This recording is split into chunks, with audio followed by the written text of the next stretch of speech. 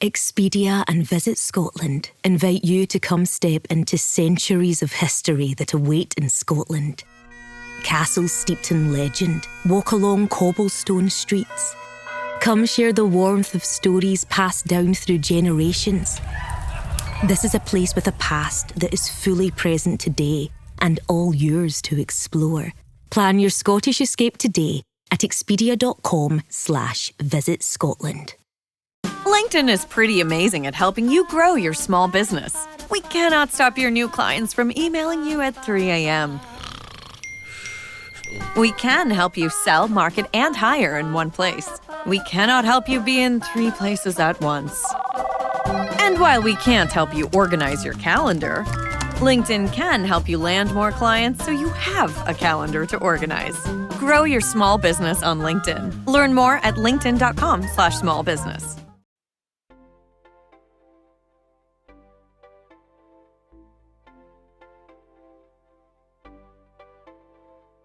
Hello, everyone, and welcome to Nerding Out on Neurodiversity, the podcast for all things neurodivergence. I'm Dr. Matt Zakreski, clinical psychologist and professional speaker, and I'm happy to be your host through the wild trails of the neurodivergent world.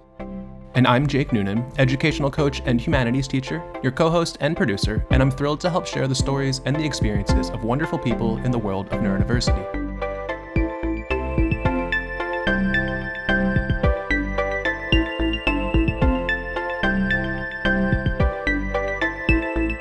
We're really excited for today's guest, which we are going to say a lot because we're always really excited about every guest we get.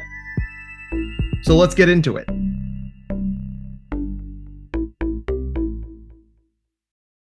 Hello, everyone. This is Dr. Matt checking in with you from the future. While we were recording this episode, you may remember from my social media posts that I was dealing with a lovely combination of Lyme disease and Bell's palsy. So my voice might sound a little strange. Thanks to the magic of Jake's editing, I'm going to sound as normal as possible. But if you have any trouble understanding it, it's not your computer, it's me. If you have any trouble, feel free to email us and we will give you the transcript. But otherwise, enjoy the episode. We love you very much. Take care. Hello, everyone, and welcome to another episode of Nerding Out on Neurodiversity. I'm your host, Dr. Matt Zakreski, clinical psychologist, professional speaker, published author, podcast host, obviously. With me, as always, is the Bucky to my Captain America, Mr. Jake Noonan. Say hi, Jake. Hey, everybody. Great to be here, as always. Dr. Matt, that was one of my favorite ones you've given, because Bucky...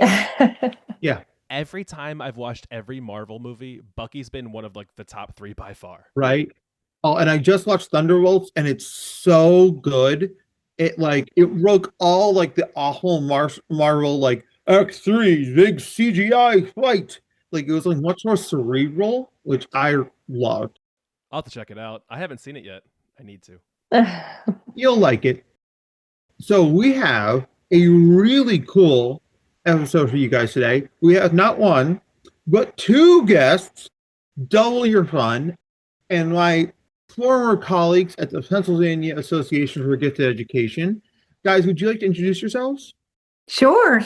Absolutely. I'm Dr. Tammy McDonald. I'm the Vice President of PAGE, and Matt and I met through PAGE and through the conferences, and Dr. Matt is just fantastic. So we were so excited to come on the podcast and be here today.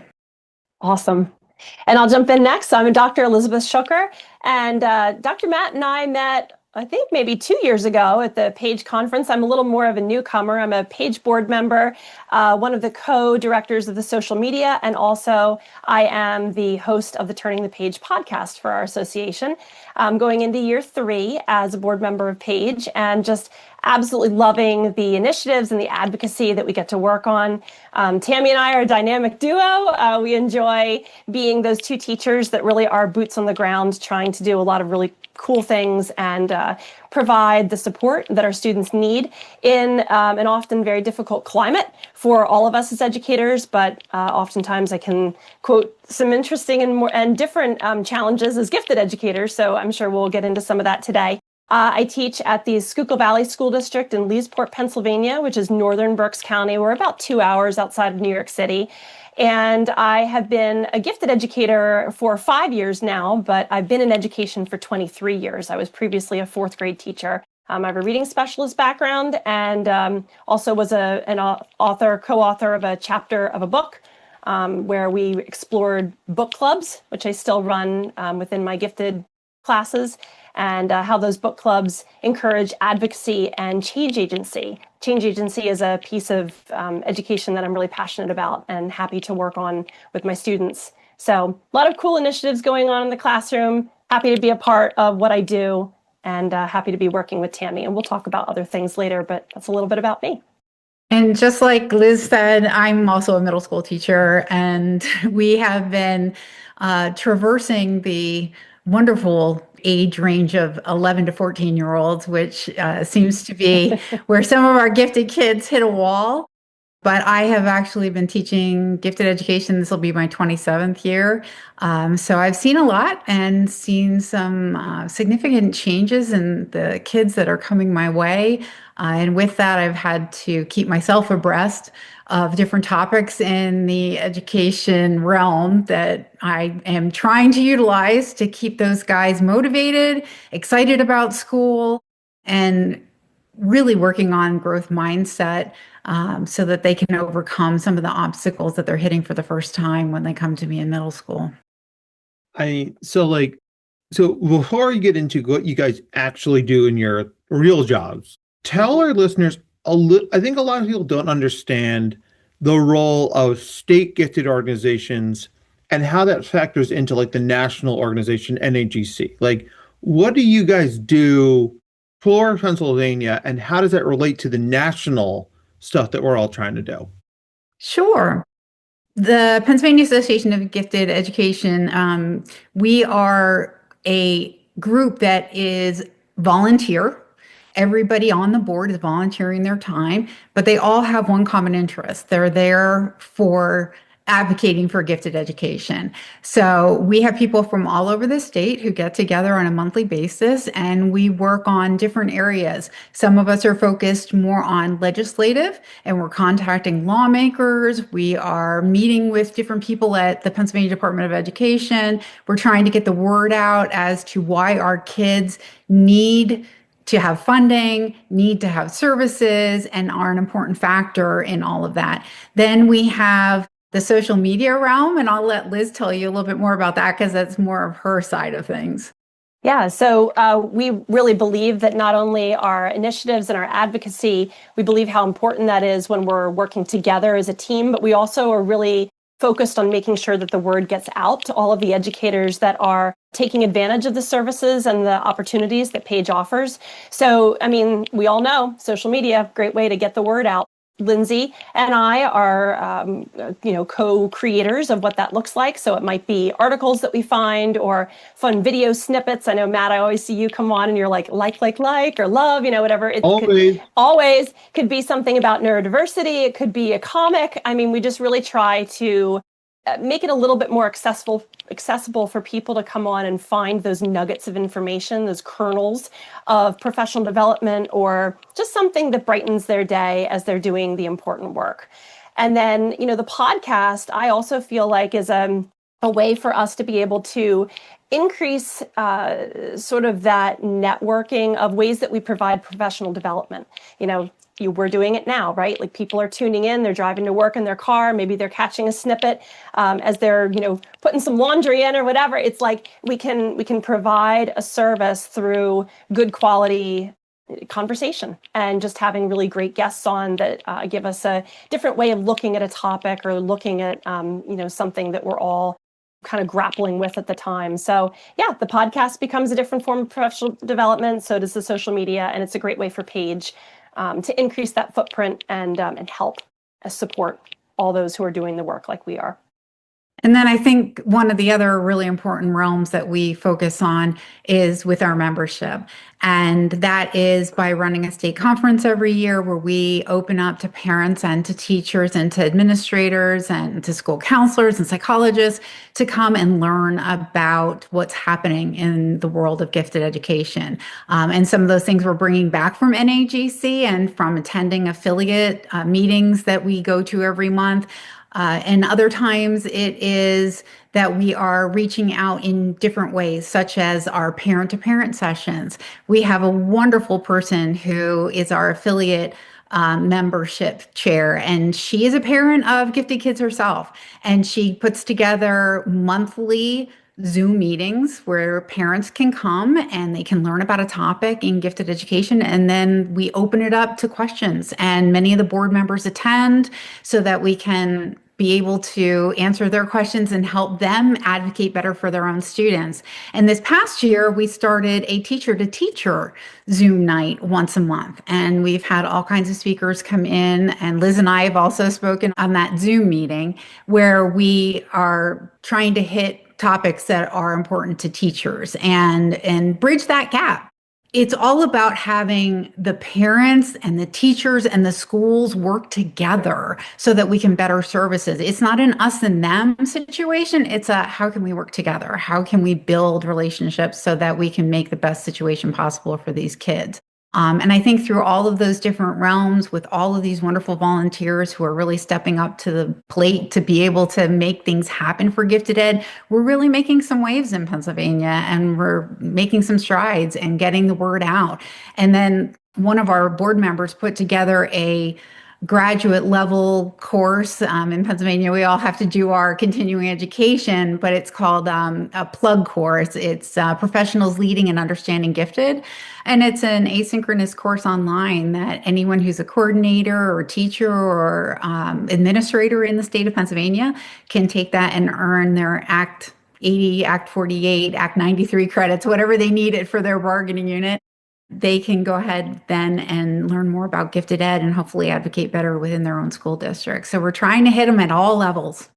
And I think one of the most beautiful ways that we support as part of the PAGE the Association of Gifted for Pennsylvania is that we're accessing all of the information from the national level, right? Which I kind of think of as like a tree, and we're sort of like the branches, like that's the trunk, that's where it's all coming from. You've got the research, you've got the professional development, you have the access to anything that you would want, everything from the definition of giftedness to other forms of professional development to even the local reporting on the state of the states, right? So being a part of Pennsylvania and giving all the professional development that Tammy just talked about, making sure that everybody has access to what they need, we're building off of the access from the national level so that we are representing and providing the most correct and current research and any kind of professional development that we possibly can offer.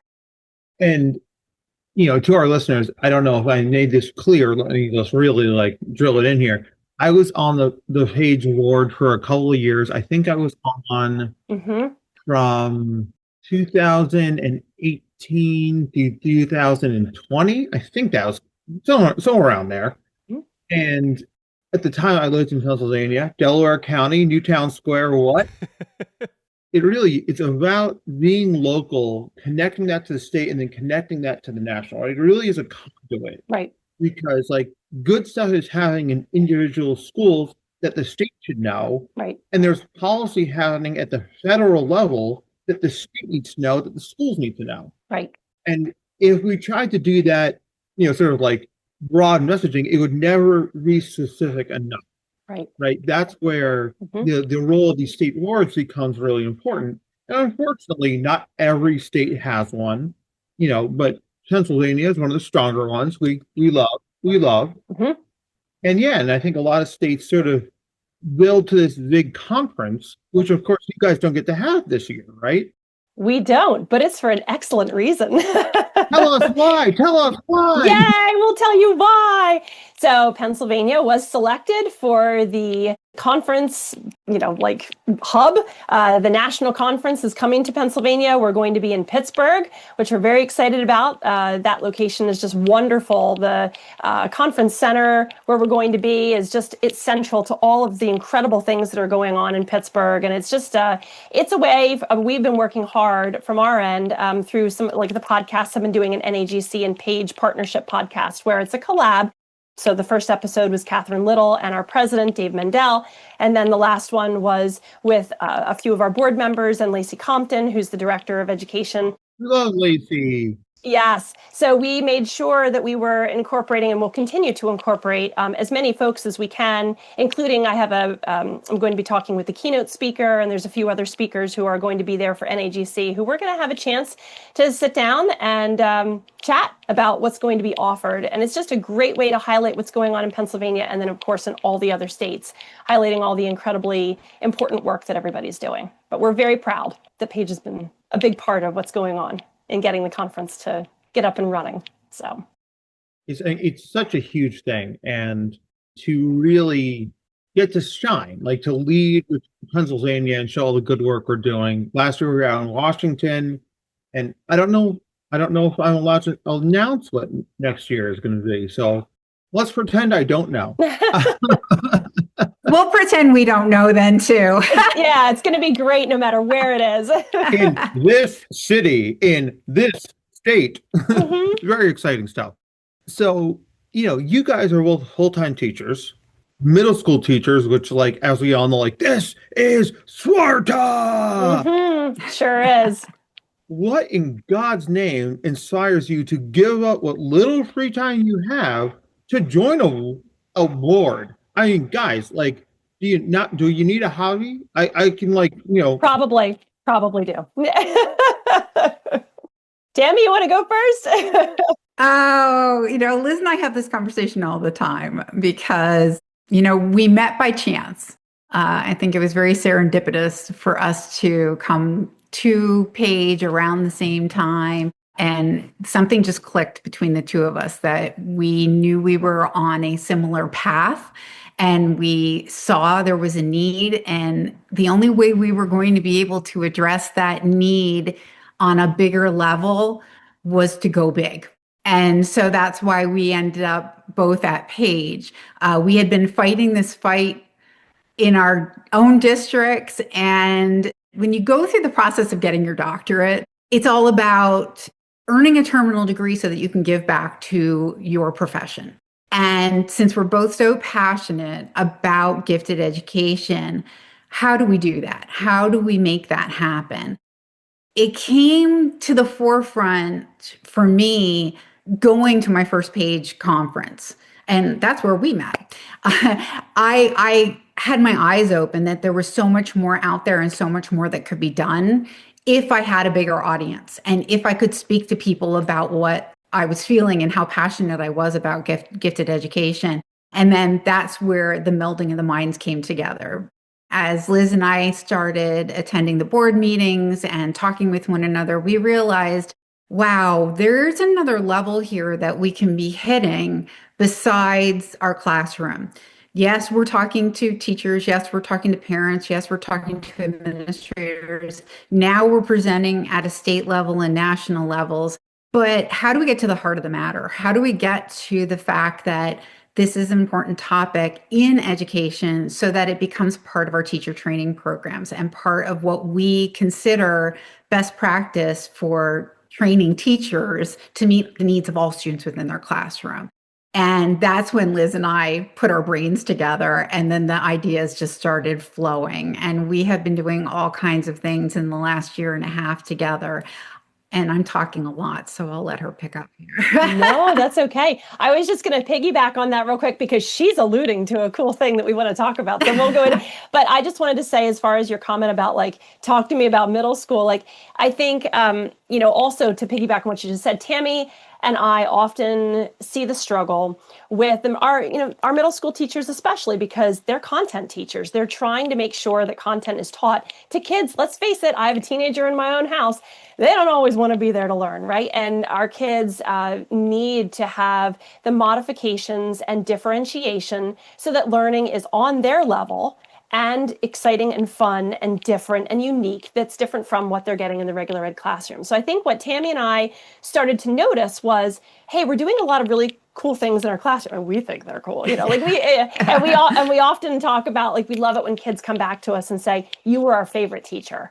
We absolutely loved what we got to do when we came to Gifted. Can we have Gifted more? Like, I often, every week, I'll get someone, if Gifted could be a whole day, twice a cycle, they just stay with you the whole day, you can teach us everything, that would be great, right? So digging in that way with kids keeps us feeling alive. It makes us feel connected to our roles, and it allows us to see that what we're doing is impactful, right? So now we're looking at our teacher friends who are coming to us and saying, what are you doing with the kids? Why are they coming to you so excited? What is happening in that classroom? Can you share with me what I could be doing differently? Or can you help me with something that I am struggling with? And so that differentiation piece really came to the forefront of what is happening in the programming for our students. We write the GIEPs, we're focusing on acceleration, enrichment, or both, and then they go off into the regular ed setting, and it's difficult for our teachers to be able to do it all.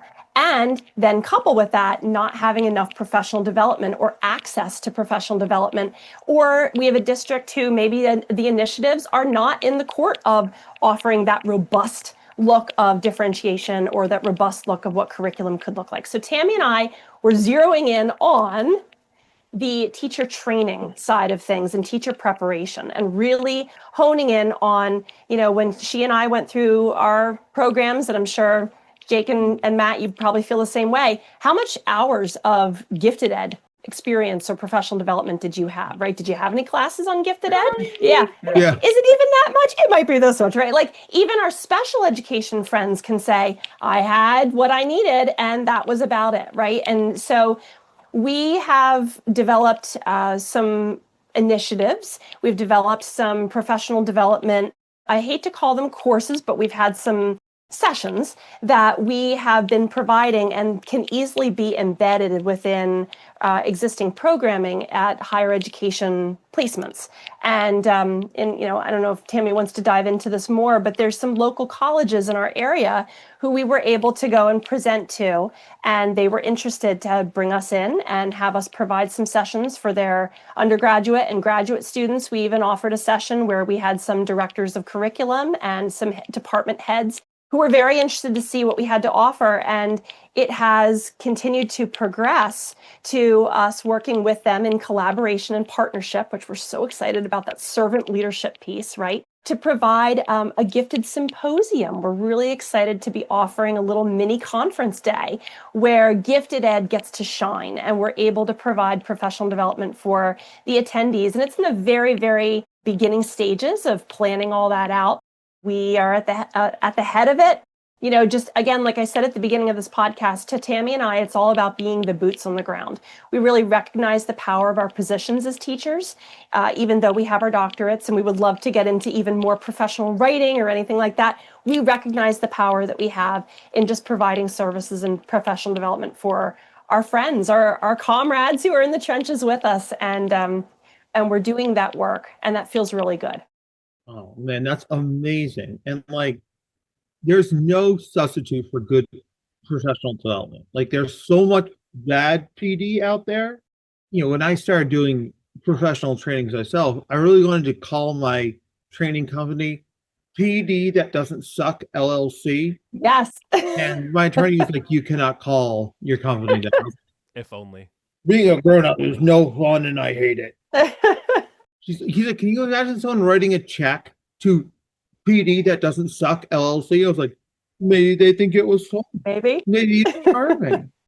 They would remember me, that's for sure. Yep. So, yeah, but that's the thing. It's you're really making those local connections, because when you can empower teachers to do better by these kids, then that echoes forever, right? Because how many kids are those teachers going to see? Because you guys gave up your time to do a 6-hour, 10-hour, whatever symposium. That's amazing. Yeah. She and I are really good at taking the little shreds and strands of things that we see are really important that our teachers are asking about, right? It might be and this is where she and I also have another project in the works, but it's all about stories, right? Because you might meet in the hallway with a teacher.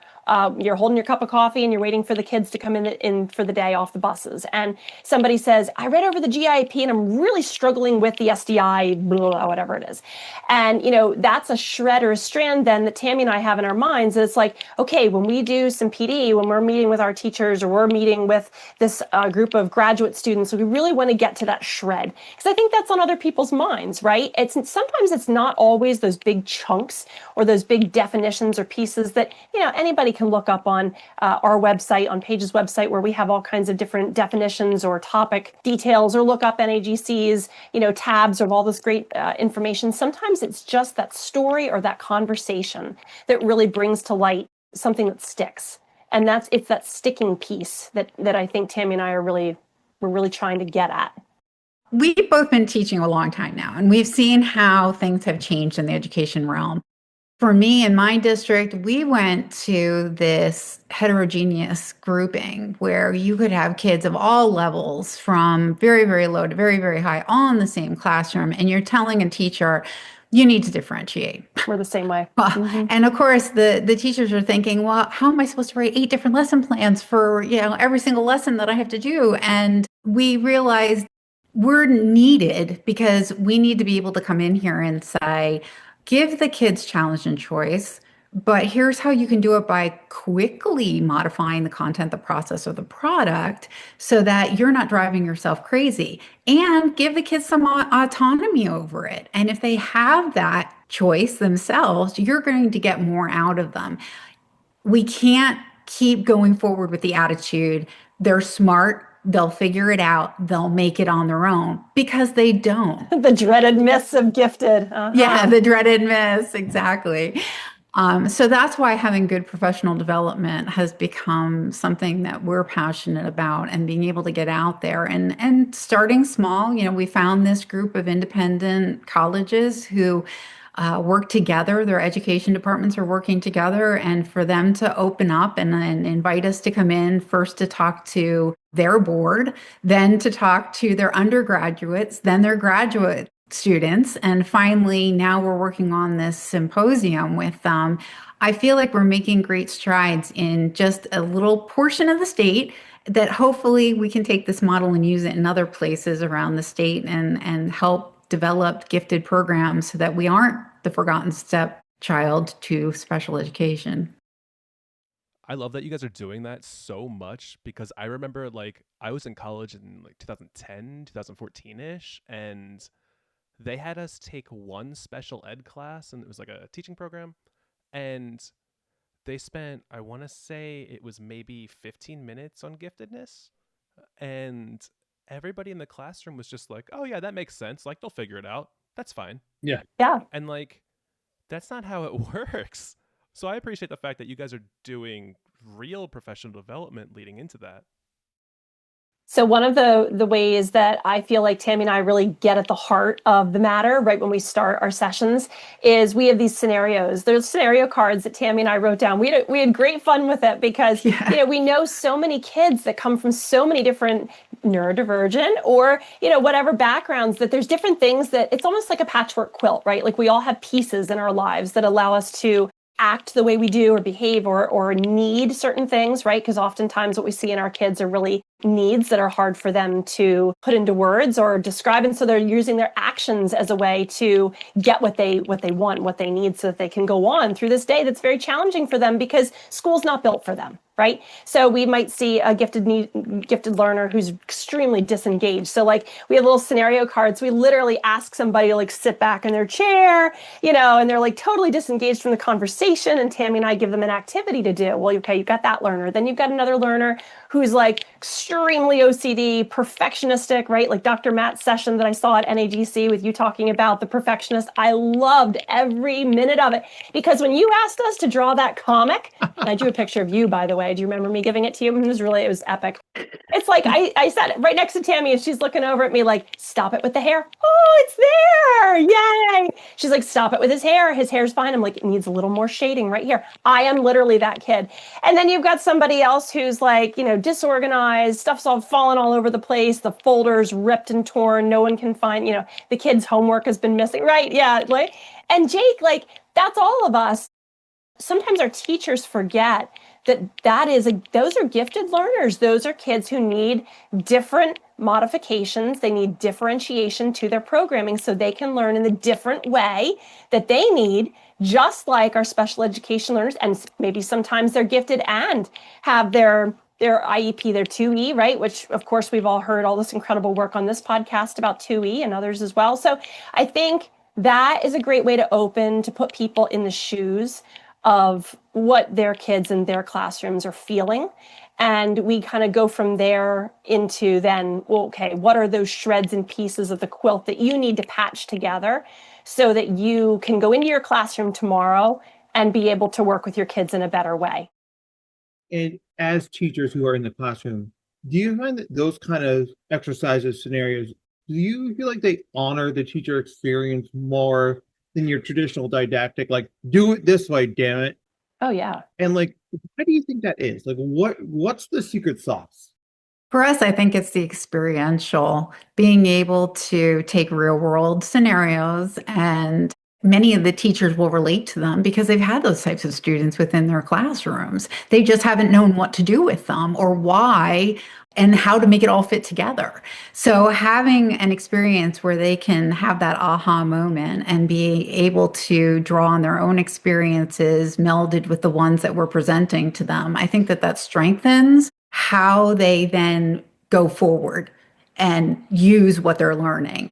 When you have those real world experiences, just like when we are teaching our kids in school, the more real world experiences we can offer to our kids to be able to see how this actually relates to the real world, the more they're going to enjoy it, the more they're going to buy into it, the more they're going to give of themselves. And then some of them will even continue on in those careers later down the road. So you don't know what kind of an impact you are having on whether it's the teacher or the student, but I think those real world experiences make such a difference. Yep. And I think the experiences that we're having and continue to have are current, right? Like Tammy and I are talking about things all the time that are currently going on in the classroom. Well, that's a great way then to infuse the PD with things that I bet you everybody else is going through too. Like we'll meet at our local IUs for PD sessions at the beginning of the year and get to sit at our roundtable conversations with all the other educators that are in the neighboring districts to us. And we're nodding our head yes, because we're all in the same boat. So I think the power is, what do our kids need and why? Leading with our why and being able to give those pieces, like she said, the experience and the background that we have. And, Tammy and I are working on some writing and we're putting together some other pieces that we're excited about. So then we draw upon, maybe having a background in current research, or maybe we can pull in a study that was just done. And it's giving us the opportunity to be real with the teachers because we really are them too. But those other pieces also that we're bringing in that are that other part of the background that we all need to be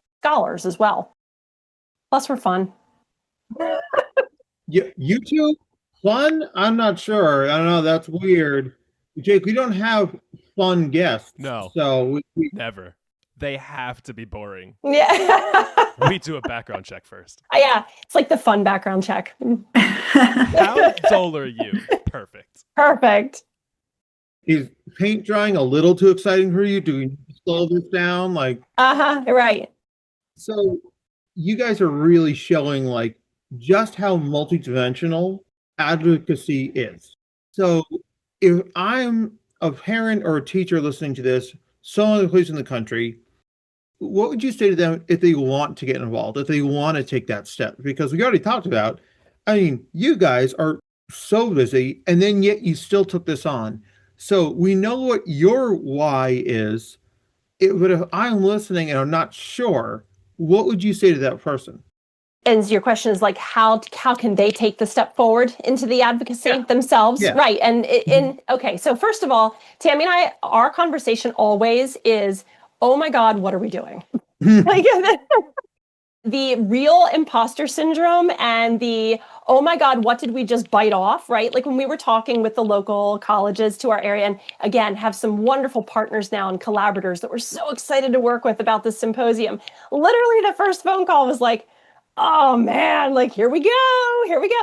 But I think the nugget of that for someone who obviously isn't jumping right into that, or maybe is yeah, no, sorry, there's no way that I can engage in something to that level. I think it's all about those small change ripples. It's almost like a seed, not to be kind of cliche-ish, but think of yourself as a seed. What part of this massive initiative could you grow locally and in a very small way? It might be that coffee talk at school. One of my teacher friends that's across the hallway from me, I'm not even kidding. We come out in the morning with our Yeti coffee mugs and we stand in the hallway waiting for the kids to come off the bus. It's a good solid 15, 20 minutes. It's our hall duty time, right?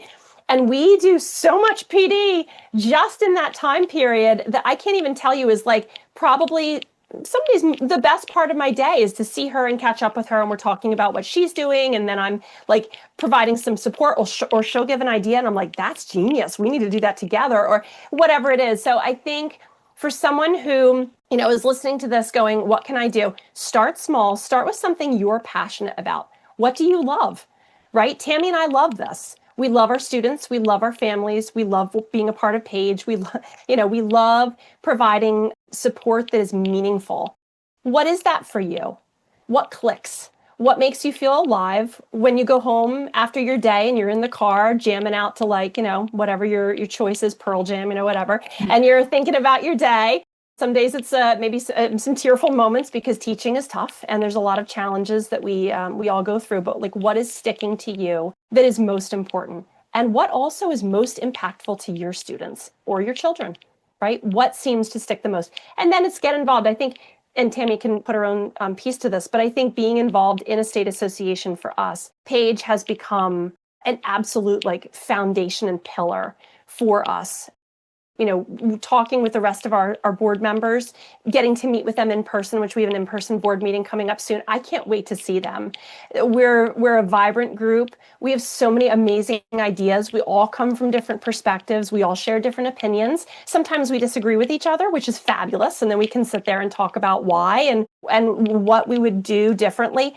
I think getting involved, even if it's your local IU, if the state association where you live isn't quite what you're looking for, but being a part of a fabric of people who are as passionate as you and want what you want for kids, there's nothing more supportive and wonderful and life-giving than that.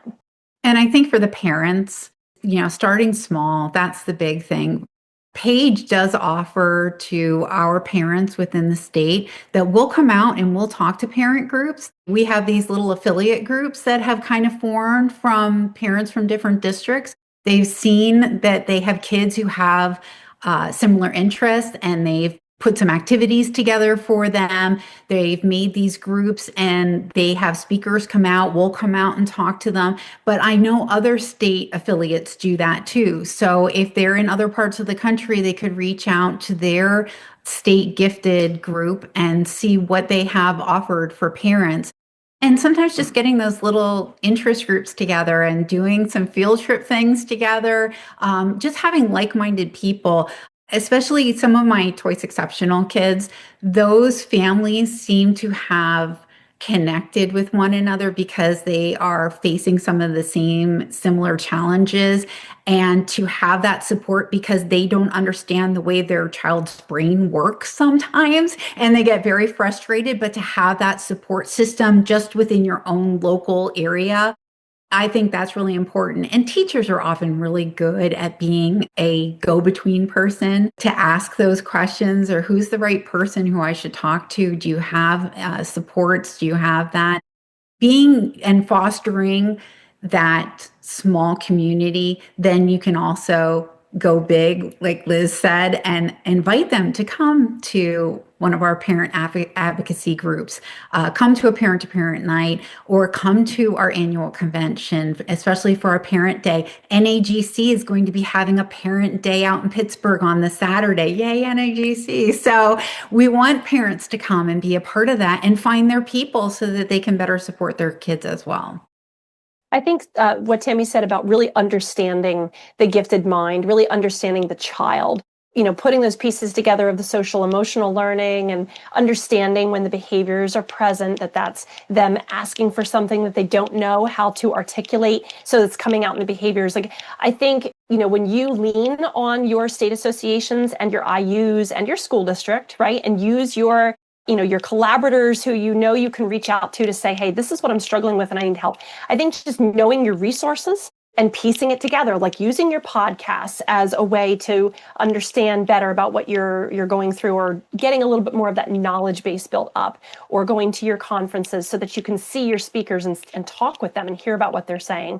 It's just, put it all together, right? So use your own passions and your desires for what you need, and then look around and it comes together. The resources are out there. All right, Jake, you look like you're chomping at the bit. No, I just love the whole conversation that we're having, and like just listening to both of you, because it's incredibly refreshing from like a humanities teaching perspective, and being a gifted student and a twice exceptional student, like being one, seeing the impact that people like you both have on our learning experience, our learning style, and the teachers who we then become, so that we can continue passing that on to the next grouping of kids. Like, that's so important. And I just want to thank you both for that in general. I often wish that I had had somebody like Liz or myself when I was going through, because gifted ed was new back then, and they were navigating their way. We didn't have as much brain science, and I didn't understand what it meant to be gifted. I was pulled out, went to these classes, but nobody explained it to me. And I hit the wall in eighth grade, the famous eighth grade wall. I hit it, right there. Yep. And I struggled my way through high school. But I always loved psychology. I always loved learning about human development. I was good in math, but I had told myself I wasn't good in math because I was a girl. I had all of these things that if I had had somebody to explain what being gifted meant to me and help me to figure out my own gifts and then how I could give them back. I feel like I came into my own in my 40s.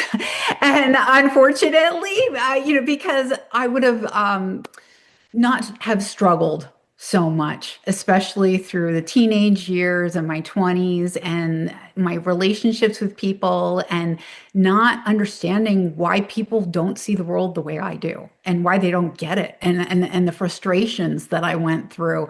But if I can give a little bit back to my kids and share with them what I have learned and help them to discover themselves at a much earlier age, boy, I hope they can go on to do fabulous, wonderful things in the future. And that's really why doing this has become such a passion for me, is because I want them to be great, be awesome, be wonderful. I want to share two things to piggyback on that. We have a hotline that people can write into us at Page as board members and ask us questions. We have people who will write in to say, I really would like to have someone to just help and support me through this new GIP that my child has. Or I have a twice exceptional learner at home who were really, really struggling with trying to communicate some needs with the district. Can you help us? And so that's another great way that Page can support anyone in the state of Pennsylvania who really is looking for that ally, that person who's going to really help to advocate and just provide a little bit of professional development support that just needs to come quickly. I need it now, right? It's happening now, and I need someone immediately to tell me if I'm on the right track, right? The other thing that I was thinking when Tammy was speaking is I started a podcast initiative because I now love podcasting so much, right? Like, it's so much fun. It's so cool. It's so cool. Like, we all have to do a podcast, right?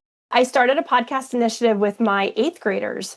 And they were a super bunch, right? So now they're going up to the high school. They'll be in 9th grade. But they were, they would just, like, after our gifted sessions, I couldn't push them out the door fast enough. They would stand in my doorway and want to talk about everything and anything, including, like, new relationships that they were having, and or maybe it was a struggle with a teacher and they were trying to work their way through how to advocate for themselves and their needs with someone who was really kind of, I think, struggling themselves with what a gifted learner looks like or needs or requires in the classroom. And I would be stepping them through some of that. And all of a sudden it dawned on us, we're like, oh my gosh, like, what if we recorded these sessions and provided them to the 5th, 6th, and 7th grade groups and 8th grade groups that are coming up through at our school, so that they have something to listen to that's like student-centered and student-driven, student-led, which is always the most powerful, right?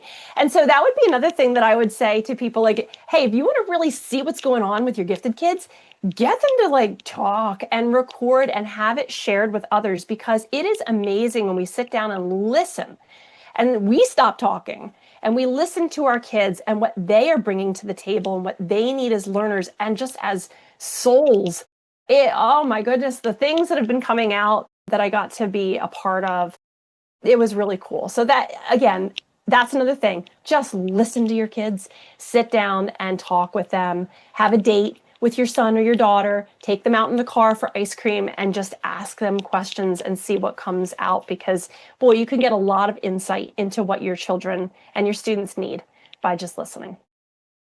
It is amazing how often we forget to listen to the kids. Yeah. Like, they're our clients. They're the biggest stakeholders. And most districts are like, well, what do the parents think? I'm like, the parents don't know. The parents aren't living this. And just to amplify that, like, we're all trying to be the adults we needed as kids. Yes. Not the adults we needed as adults, right? So to keep yourself in the mindset of, what did I need when I was 11 or 14 or 17 or 28 or whatever that is? Like, those things matter so much. And I think the best teachers and the best professionals hold that in their heart. They do that. Yep, especially in today's world. Yeah, right. And it's always a joy when you get that postcard or that email or that message on Instagram or Facebook from a former student saying, hey, I just wanted to let you know I'm doing A, B, C, D, E, F, G, and your heart is just singing because you're so happy that they reached out to you to let you know where they are and how things are going, but that you had an impact on their life and that they want to share that with you. That's the real joy of teaching. That's it. Wow. All right. Joy of teaching. It's not an oxymoron, folks. It's just... Okay. So we are going to start moving into the wrap up part of our podcast. Jake and I each are going to ask our closing question. Jake, do you want to start us off? Absolutely. I'm going to start with Tammy. What's your favorite word and why? And that'll give Liz a little bit of time to think as well. We came prepared for you guys. We came prepared. Can I have one professional and one personal? Absolutely. All right. So my professional word would have to be yet. I use that word so much in my classroom when I'm trying to get the students out of that fixed mindset into growth mindset. And when they're struggling, like, you just don't have it yet. Not yet. We'll get there. It'll happen one step at a time. And that has changed my perspective when teaching kids and to try and get them to open up to that. So that's my professional word. My personal word is Herkel-Durkel. I love that word. Ooh, okay. That's a new one. It's a Scottish word, and it means when you've woken up, but you're lazing around in bed and you're not wanting to get up out of bed. And I don't get to do that very often, especially not during the school year. But since it is summer and I'm off, I've been Herkel-Durkeling a lot in the last 2 weeks. Me too. Mm-hmm. Sign me up. A big Herkel-Durkeler. All the Herkel-Durkeling we can possibly do. I just love the way it rolls off your tongue. Herkel-Durkel. Yeah. Jake, I think we have our title for this episode. Herkel-Durkel. Yep. That's fantastic. I love it. That's great. I love it. All right. Well, my professional word is a good Simon Sinek word, right? So the why, right? Like, why do we do what we do? I think, oftentimes when I talk with teachers and again, our heads are swirling and feeling full all the time. And maybe it's that coffee talk of standing in the hallway and we're sharing ideas and I just feel so full. And sometimes I have a hard time too of like, trying to get through what we're really all communicating about and just like get to the heart of the matter of how can I help, right? To me, if I think of that word why, and maybe it's sort of like that ADHD brain of like, it kind of calms the noise. What is the reason? Why am I doing what I'm doing? If I focus on that, all of a sudden everything else becomes clear. I was telling Tammy earlier, I sort of, I think about like my SDI targets on my GIEPs as like I'm always like throwing that dart right into the center of the dartboard. Like I'm trying to really hit it on the head, hit the nail on the head, right? For me, that's the why. What am I trying to get at? What am I doing? And why is it important? If I stick to that, it all becomes clear. That's the professional. The personal is, and Tammy's going to laugh about this because she knows me very well. It is whirling dervish. Oh boy. That's how I feel most days. But It is why? why, right? Yeah. You Tough can one, figure tough it out. one. Tough one. Yeah. So whirling dervishes, we get a lot done. We cover a lot of ground, but the trick of the whirling dervish is, again, to be focused on your why, so that you stay in the lane of where you need to go, so that it doesn't become a train wreck or a hot mess, which can't say that I know anything about at all. Yeah, never. Never. Never. Mm-mm. Nope. Never. Never. Purely academic. Purely academic. Always have it together. Always. Sure. Well, let's see if we can capture that same energy with my question. So, if you could have any superhero on speed dial, who would it be and why? I'm gonna let Tammy go first on this one because she's a good springboard for what I want to say. So go ahead, Tammy. Oh, Talk about superheroes. well, I was not thinking of it from that perspective. I was thinking more along the lines of superheroes that we could relate to. Would that work for you? Absolutely. Okay. So I may be dating myself on this, but on Saturday mornings, Hanna-Barbera, Saturday morning superheroes, there were the Wonder Twins. And I know it was a boy and a girl, but I kind of see Liz and I as these Wonder Twin hours. And when we put our rings together and say, Wonder Twin powers activate, that's us. Because, man, when we get going, we get going. And we each have our own thing that makes us unique, and we bounce off of each other really, really well. So, like the Wonder Twins, one could transform into any animal. Mhm. I think that was a girl, Yeah. Jane. And the boy, he was able to take on any form of water, Yep. right? And in and of themselves, they seem small, but what they were able to accomplish and how they were able to help people when they morphed their powers into whatever was needed in that situation. That's kind of what Liz and I have been doing when we have those conversations with teachers in the hallway, or we go to a conference, or we're in these meetings or talking to a parent. We're trying to meet the needs of all of these different people in our gifted realm and meeting them where they're at, and making a difference that's going to help each individual person. So there's mine. I love that so much. And I wanted her to go first because I feel like there's so much power in a partner in crime.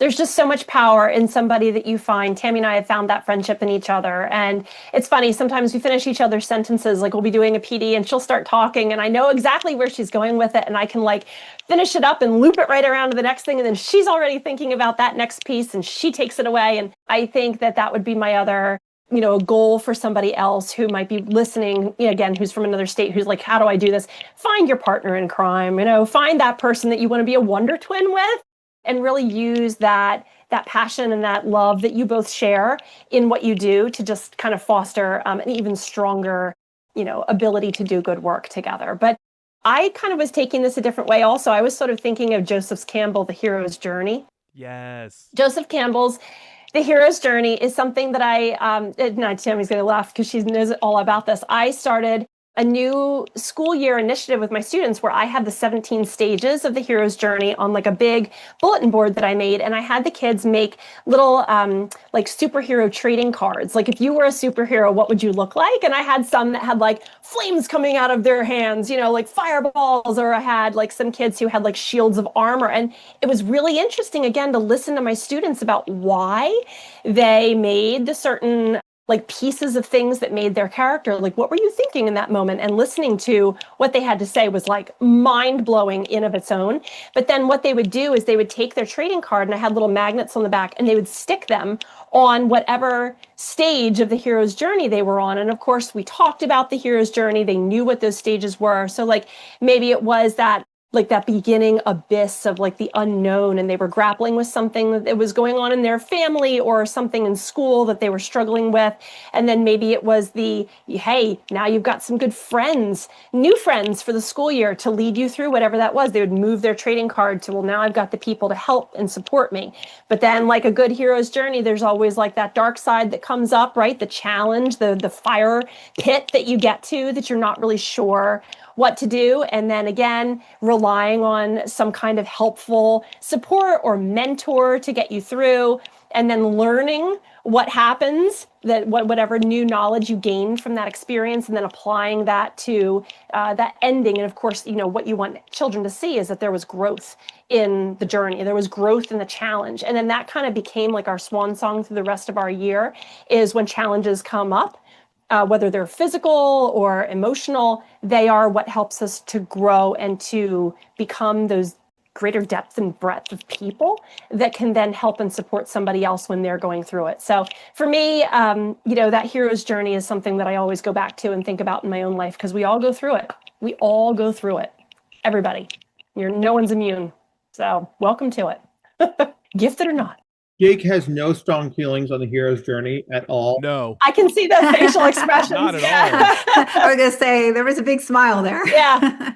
I love the hero's journey and using it, expanding off of it, and especially like just everything ancient about it all the way to now, and how everybody connects to it, regardless if you realize it or not.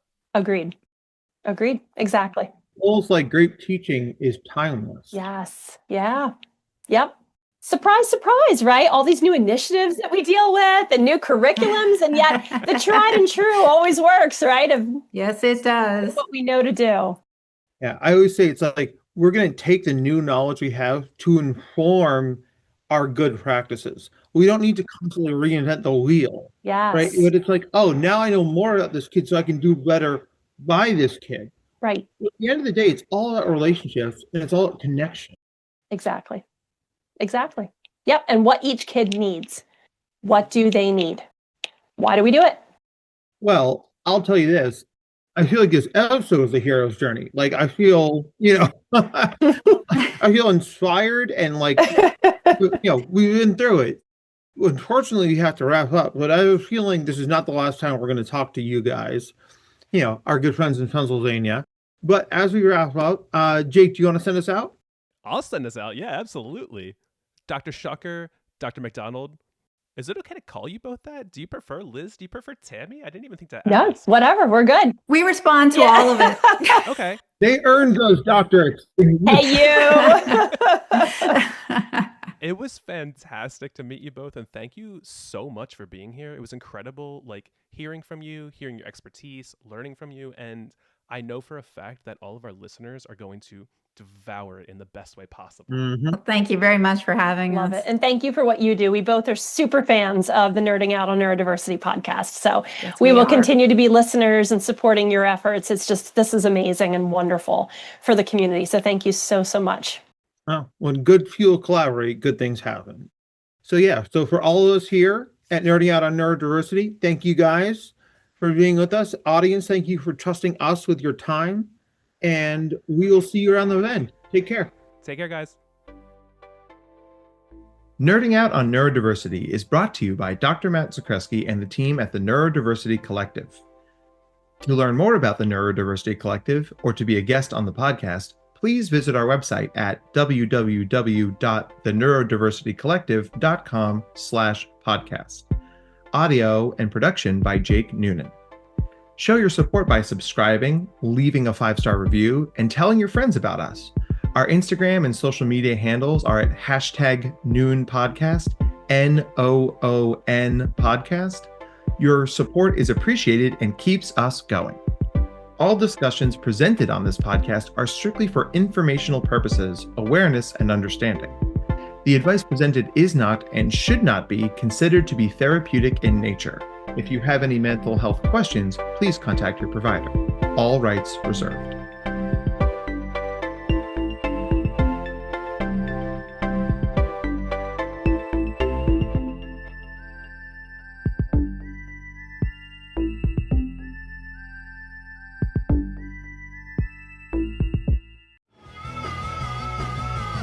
You're listening to the Geekscape Network.